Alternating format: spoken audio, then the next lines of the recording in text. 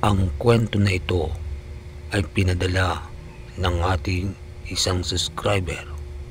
Tara, pakinggan natin. May baryo na matagal ng tinatalikuran ng mga tao kapag dapit hapon na. Tinatawag itong San Lazaro, baryong nakatago sa likod ng makakapal na puno at masukal na daanan.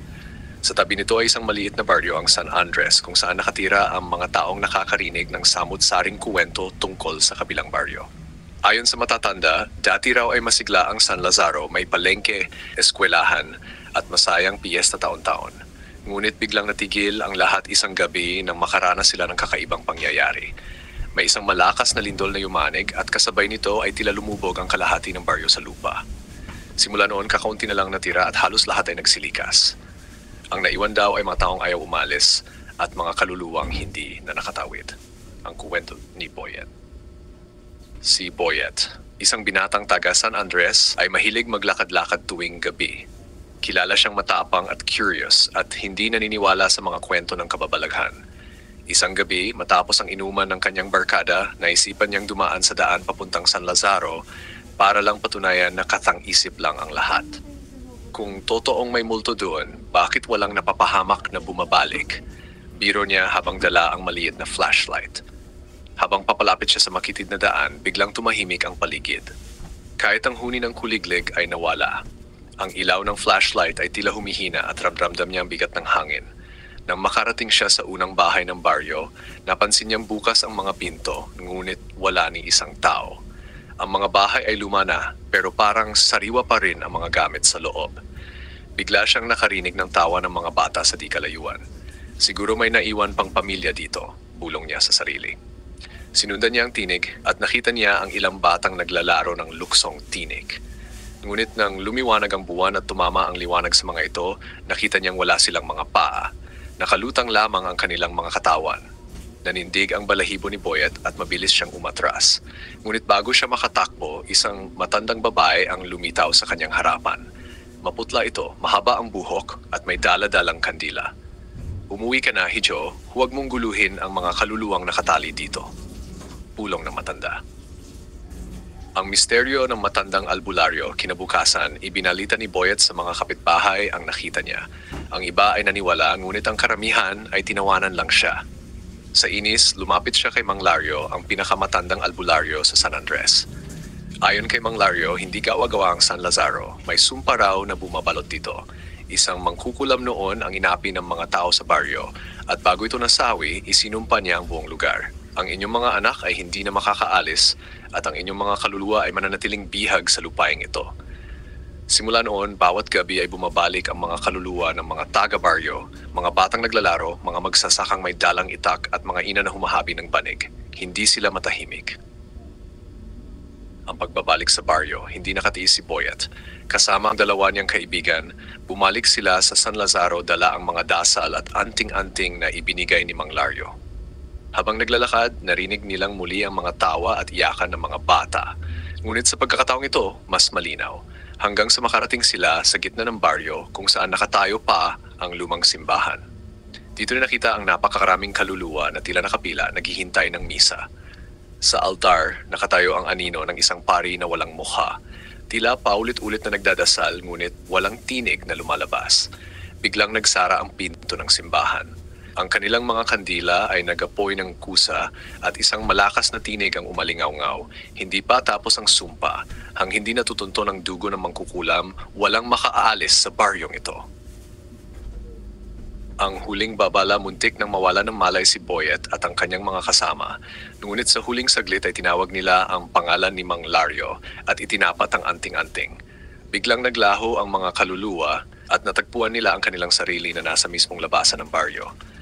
Nang magkita sila ulit kay Mang Lario, mahigpit ang babala nito. Walang sinuman ang dapat babalik pa sa San Lazaro dahil ang mangkukulam na isinumpa noon ay naghihintay pa rin ng kanyang tagapagmana at baka isa sa inyo ang mapili.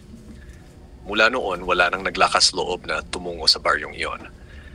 Ngunit tuwing gabi ng kabilugan ng buwan, maririnig pa rin sa hangin ang mga tawa ng mga batang naglalaro at ang kampana ng simbahan na matagal nang hindi tumutunog. Pagkatapos ng unang gabi na halos ikapahamak ni na Boyet at ng kanyang mga kaibigan, akala nila ay tapos na ang lahat. Ngunit ilang araw pa lang ang nakalilipas, nagsimulang magbago ang kilos ni Boyet. Mga panaginip na paulit-ulit gabi-gabi, nananaginip siya na nasa loob siya ng lumang simbahan ng San Lazaro. Nakikita niya nakapila ang mga kaluluwa, mga bata, matatanda at magsasaka. Lahat ay walang mata at nakatingin sa kanya. Sa dulo ng altar, nakatayo ang pari na walang mukha, nakataas ang kamay, tila siya ay tinatawag. Sa tuwing magigising siya, may abo ng kandila sa gilid ng kanyang kama, kahit hindi naman siya nagsisindi ng kandila. Boyet, baka senyales ito na may gusto silang iparating sa'yo, babala ni Mang Lario nang ikuwento niya ito. Hindi pa natatapos ikaw ang susi. Ang pagkawala ng kaibigan. Isang gabi, biglang nawala ang kaibigan ni Boyet na si Ramil, isa sa kasama niyang pumunta sa San Lazaro. Wala raw itong umuwi sa bahay matapos ang trabaho sa bukid. Kinabukasan nakita ng mga tao ang sinelas ni Ramil sa gilid ng daan papuntang baryo. Naku, Boyet, baka siya'y binalik ng mga kaluluwa roon, ani ng ina ni Ramil na umiiyak. Ramdam ni Boyet ang bigat ng konsensya. Alam niyang siya ang nag-aya sa mga kaibigan noon. Kaya't kahit natatakot, nagpasya siyang bumalik muli sa baryo para hanapin si Ramil. Ang pagbabalik sa San Lazaro, kasama ang isa pang kaibigan, si Lito, nagtungo sila sa baryo sa hating gabi dala ang anting-anting ni Mang Lario at isang bote ng langis na itim ang kulay. Ayon kay Mang Lario, ito raw ay langis na makakapagtanggal ng ilusyon ng mga kaluluwa. Habang papalapit, mas ramdam nilang lumalalim ang dilim. Hindi tumatalab ang liwanag ng buwan at ang kanilang mga kandila ay biglang namamatay. Ngunit nang pahira ni Boyet ng itim na langis ang kanyang mata, nagulat siya sa kanyang nakita. Ang baryo, na dati mukhang ordinaryong iniwanan lang, ay ngayon puno ng mga nilalang na mapuputla ang balat, naglalakad-lakad na parang buhay, ngunit nakalutang ang mga paa. Ang mga mata nila'y puti at tila hinihila silang papunta sa lumang simbahan. Ang paghahanap kay Ramil. Sa loob ng simbahan, nakita nila si Ramil. Nakaluhod ito sa harap ng altar at ang pari na walang mukha ay nakapatong ang kamay sa kanyang ulo. Dahan-dahan, ang balat ni Ramil ay namumutla at ang kanyang mga matay nagiging puti gaya ng ibang kaluluwa. "Ramil, bumangon ka! Umalis ka riyan!" sigaw ni Boyet. Ngunit sa halip na sumagot, tumingin si Ramil sa kanya at bumulong ng malamig na tinig. "Boyet, sumama ka na. Hindi ka rin makakatakas." Biglang nagsara ang pinto ng simbahan at ang mga kaluluwa ay sabay-sabay na tumingin kay Boyet at Lito.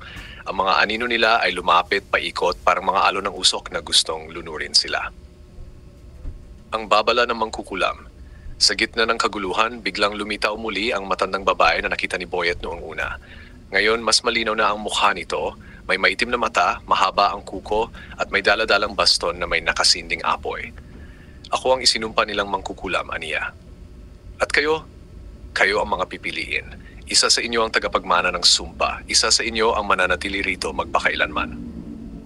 Nagulat si Boyet. "Bakit kami? Hindi kami taga-baryo ninyo." Ngumiti ang matanda at ang kanyang tinig ay naging mabigat. Ang sumpa ay naghahanap ng dugo, hindi ng pangalan. At nakita ko na sa inyong dalawa may isa nang nakaangkla ang kaluluwa sa aking baryo. Ang huling eksena ng gabi, muling nagdilim ang lahat. Naramdaman ni Boyet na hinihila siya ng malamig na kamay mula sa sahig ng simbahan. Si Lito ay napasigaw, hawak-hawak ang anting-anting at pilit na nilabanan ng mga kaluluwa. Ngunit bago sila mawala ng malay, narinig ni Boyet ang bulong ng mangkukulam. "Sa susunod na balik mo, hindi ka na makauwi." Pagkatapos ng nakakatindig balahibong gabing iyon, nagising si Boyet sa sariling higaan, pawisan, nanginginig at hindi maipaliwanag kung paano siya nakauwi. Si Lito naman hindi na muling nakita mula noong gabing iyon. Ang balita ng bayan kinabukasan, kumalat sa buong San Andres ang balitang may isa namang hindi nakabalik. Sabi ng mga matatanda, kinukuha na raw ng baryo ng San Lazaro ang mga taong pumapasok doon. Ang ilan ay natatakot, ngunit may iba ring nagbabalak na magpunta para magpatunay. Ngunit si Boyet, halos mabaliw sa bigat ng kanyang nakita. Sa tuwing ipipikit niya ang kanyang mga mata, nakikita niya si Lito na nakapila kasama ng mga kaluluwang walang mata. At minsan, sa salamin ng kanilang bahay, may sumisilip na mukhang anino ng matandang mangkukulam. Ang paglapit ni Mang Lario. Muling dinalaw si Boyet ni Mang Lario. "Anong ginawa ninyo ron?" Galit na tanong ng albularyo. "Sinabi ko ng huwag nang babalik. Si Ramil at si Lito nandoon pa. Kailangan kong bumalik para mailigtas sila," maring sagot ni Boyet. Umiling si Mang Lario. Hindi sila basta-basta maililigtas. Kapag nahila na ng sumpa ang kaluluwa ng tao, mahirap na itong bawiin. Pero sabay titig niya kay Boyet, ikaw lang ang may pagkakataon dahil pinili ka ng mangkukulam. Nagulat si Boyet. Ano ibig mong sabihin? Kung ikaw ang susi, ikaw din ang maaring makaputol ng sumpa pero may kapalit. Ang ikatlong pagbalik kagabi ng kabilugan ng buwan, muling nagtungo si Boyet sa San Lazaro. Dala ang itim na langis, anting-anting, at isang krus na bakal na ibinigay ni Mang Lario. Habang naglalakad, ramdam niya ang malamig na hangin na tila humihigop sa kanyang lakas. Pagdating sa baryo, mas malinaw na ang lahat. Hindi na siya nilinlang ng mga kaluluwa. Kitang-kita niya ang simbahan na puno ng mga taong nakatali ang lig ng mga aninong itim. Sa gitna, nandoon sina Ramil at Lito, parehong nakapila at dahan-dahang nagiging isa sa mga kaluluwa. Ramil, Lito, ako ito, sigaw ni Boyet. Ngunit ang kanilang mga matay puti na at tila wala na silang pagkakakilanlan sa kanya. Ang harap-harapang pagkikita, biglang lumitaw ang matandang mangkukulam. Ngayon, ang anyo nito ay mas nakakatakot. Ang balat ay tila abo at ang kanyang mata ay nagliliyab. Sinabi ko na sa iyo, Boyet, ikaw ang tagapagmana. Ang dugo mo ang magpapatuloy ng sumpa ng San Lazaro. Hindi ako magiging isa sa inyo, sigaw niya habang itinututok ang krus na bakal. Ngunit natawa lang ang matanda. Hindi mo may tatanggi ang dugo mo, ang lahi mo ay mula sa aming baryo. Kaya't ikaw ang nakatadanang magdala ng sumpa hanggang sa dulo ng iyong buhay. Abangan ang mga susunod na mga kwento dito lang sa KLTV Kwentong Kababalagan. Maraming salamat po sa inyong suporta.